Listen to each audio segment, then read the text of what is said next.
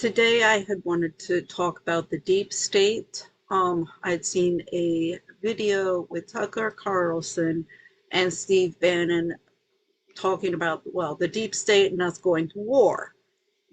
First, it was really about the war, but they're like, we got to get rid of the deep state because that is what is bringing us to these unending wars.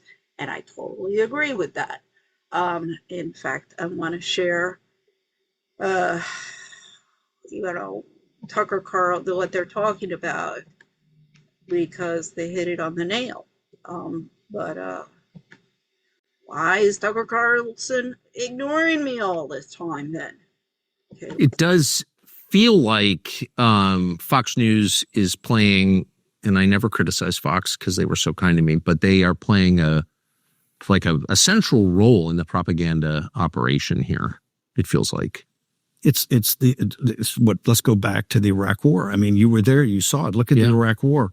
I promoted the Iraq War. Knowing, because of the information you were giving, knowingly what they did. If you go back and look at Iraq, it's not like these things are successful. They're not successful. They're unsuccessful. They can't be successful because, as Lincoln told us, what you need is popular opinion to have your back. And we don't do enough about educating the American people on what reality is. In fact, they give them the exact opposite. That's why it's all. That's what. This is the rise of Trump is from two things. The rise of Trump is from the failed Iraq War and from the 2008 financial collapse. Exactly. You had Buchanan before that. We had Perot before that. We had even Reagan for some populism nationalism. You had these sprouts. You could see people were trying to get there, but they couldn't. It was those two cataclysmic events, right? An epic failed war, right? That we were lied to about everything, the reason we went in. Because remember, at first, the American people supported it, given the information they were given. Then later, they realized that, hey, not just was the initial predicate for this a lie, all the updates were kind of a lie, right? All the updates were a lie. We really weren't winning, right? Until we sent General Kelly to the Anbar province to be the toughest tribe, it took forever. And 8,000 dead, 50,000 wounded, $9 trillion, $2 trillion or $7 trillion in Iraq and $2 trillion in Afghanistan. You're just lied about the entire time. That's what's happening here. We're not being dealt with straight. And I'm just saying that on the information that's put out, the Israeli position on this has changed 3 or 4 times. First, it was the nuclear bomb, the processing. There was going to be something like last weekend. You had to go now. You had to go on Thursday night. It had to happen, right? Then we find out it's a year away at earliest. And then it's a decapitation strike. They're trying to have regime change. That just kind of came up over the weekend and saying, oh, well, since they're there, we're there, we have to do it. Understand, they said this is unilateral. We're doing our own, but understanding that they needed American air assets on the defense to protect themselves. And this is why the Arleigh Burke were rushed in. And this is why American air defense assets have been used nonstop. Now they're talking about, oh, by the way, we really can't take out Fedor. We can't take out the hidden mountainous second part of this. We need American combat sorties. We need American tankers to refuel us. We need the bunker busting bombs, and we need assets.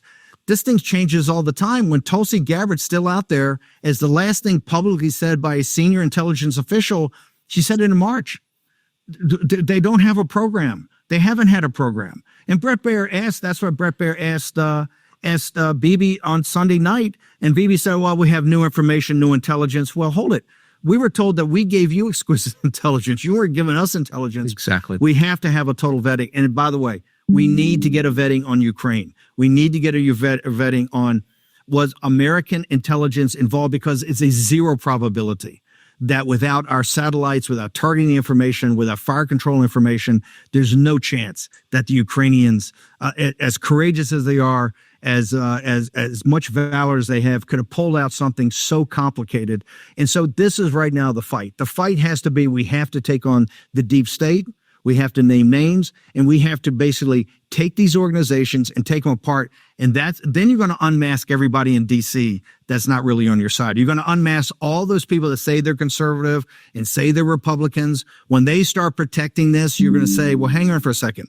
This doesn't mean we're a constitutional republic. Trump's commander in chief, this is what a constitutional republic's about. I don't care if AOC is the president later on, or Bernie Sanders, or J.D. Vance, another right winger. Right now, we have a system that's like the Praetorian Guard. It's got its own national security policy. It's got its own reason for existence, and it doesn't care whether it's progressive like Barack Obama or a economic populist nationalist like Donald Trump. And so that is the fight we have to take on today. There's this mad scramble in Washington on the right to invoke Trump's name and to make the case that, no, I represent Trump. He's on my side. I'm true MAGA. And you wind up with these kind of hallucinogenic scenes where you have people who hated Trump and were never Trump. Mark Levin, hates Trump, which is fine. But he's like the standard bearer for Trump now. But what makes it even more perverse is that these same people are allied with a deep state that is subverting Trump's stated agenda, which is negotiation toward peace, both in Ukraine Absolutely. and in the Middle East. Trump has said, we want to get to an agreement with a lasting peace so we can all be richer, safer, and happier. And in both places, his so-called allies who secretly hate him have destroyed that. And most of those guys, are almost all of them to a person, were for the Ukraine war. People in your audience should understand one principal thing. We are farther down the pike in a kinetic part of a third world war than how World War II started. If you go back from September 1939, the invasion, the start of the European war, not the Asian, but if you start with the invasion of Poland by the Germans, and you go to June of 1941, the invasion of Russia by the Wehrmacht, and you look at that time, which really they called the phony war. You look at the casualties from the Battle of Britain, the Blitz, the fall of France. You look at what happened in North Africa early on, Finland, throwing 300,000 Finland. You add it all up, it's not half of what's happened between Ukraine and Gaza today, and now in Persia. We are much bloodier. This is we're in a shooting part of the Third World War. The Third World is not about to start. It has started. You probably heard about 8. Okay. So yeah, I agree with everything that they have to say, but Tucker Carlson, I've contacted him, sent several tips to his, particularly was one when, during the elections before, when Bobby Kennedy was still running, and I had supported him, go online, LinkedIn, the blogs that I did for him, and if his campaign had listened to me, they could have won. But of course they ignored me. I mean, I blogged on the Kennedy Coalition run by Randy Hines in Las Vegas, but they didn't even pay that. Like I applied for jobs as well, so I have a lawsuit for discrimination in their hiring practices. But Bobby Kennedy, the only thing that he showed was how to waste $100 million in a campaign, and how that then enables volunteers and the people that he hires. He gives them something on their resume, and then they get a job in the government after that. Amaryllis Fox is a perfect example. A girl showed up and, giving a swat on her rear end and sent packing for the terrible job she did. Well, I mean, that's just another example of having it all feminist. Yeah, you're not doing a good job. I mean, what's really funny is Ethel Kennedy. Ethel Kennedy had no experience. Ethel Kennedy was a social climbing trophy wife, some trophy. And she was, as they say, she was even more Kennedy than the Kennedys when JFK was running, or her husband was running. I mean, it was the Kennedy money, and the Kennedy family going knocking at doors, and we're going to get him in. That's what, I think JFK was like the first time that, the most money had been, he was going to buy it. And Joe Kennedy even said it, he was going to buy the White House for his son, and he did. So anyway, I have been wanting to go into, when I saw this and Tucker Carlson and Steve Bannon saying, we got to get rid of the deep state. Well, why the frick have you guys been ignoring me then? First, when it was, come on, the Biden, the Democrats come out with the report, Domestic Violent Extremist 2021.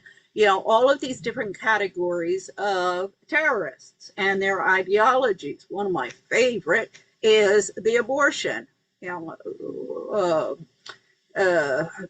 know, women's rights to choose, right for an abortion, or the child's right to life.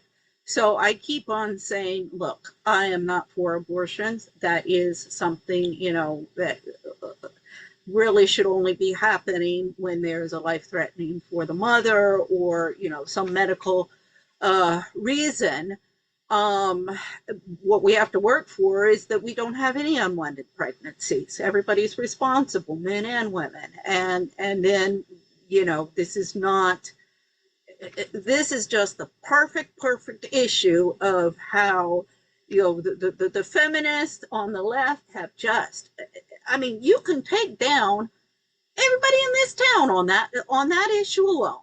The feminists and the anti-feminists. I'm just like Ed Martin when he ignored me. Now, he was the Attorney General. This is one of these state actors. He's also president of Phyllis Schlafly. Well, what is this? The Schlafly Eagle Forum, because we have the Eagle Forum as well. There was a division there.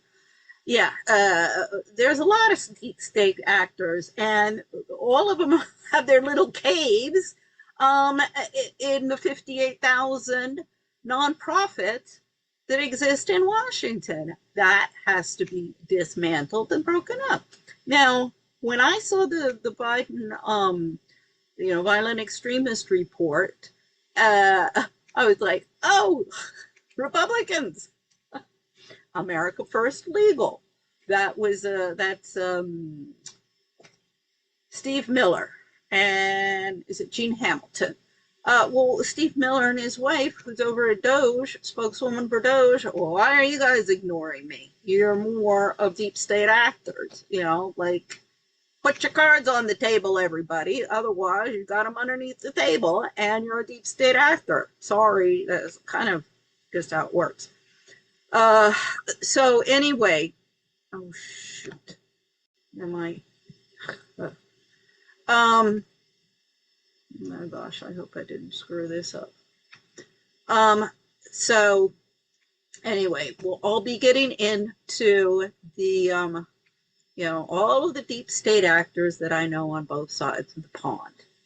And that's it for today.